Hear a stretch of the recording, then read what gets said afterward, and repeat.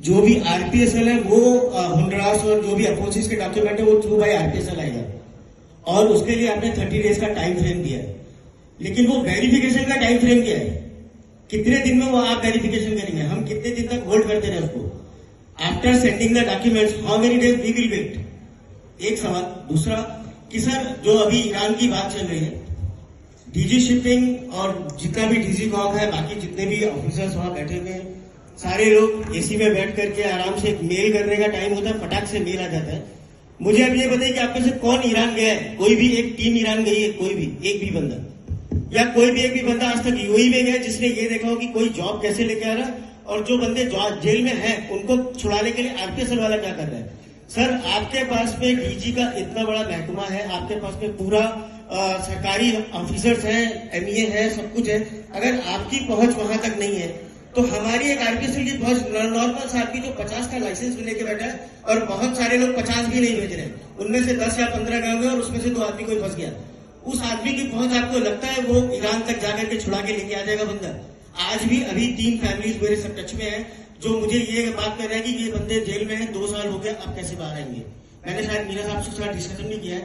Sir ये इसको solve करना बहुत ज्यादा जरूरी है, ना कि ये कि बाकी चीजें क्या चल रही है। जॉब तो बंद हो गए लोगों की। Thank you very much sir. First questions Parveen Nair can give. जो 31 ऑफ 25 का जो एडेंडम है उसके हिसाब से आप लोगों को all the aggrieved seafarers they have to submit through the RPSL within 1 month.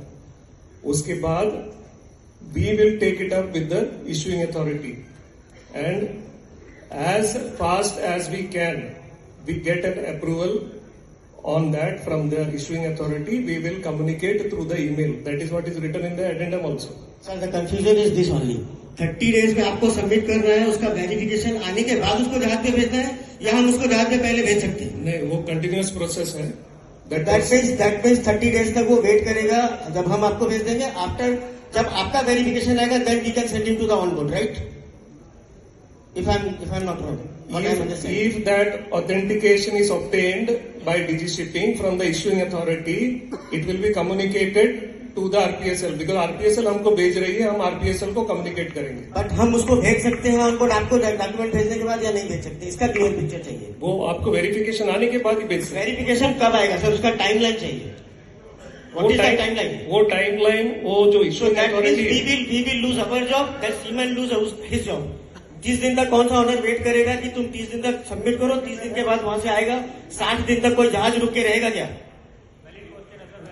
कोई 60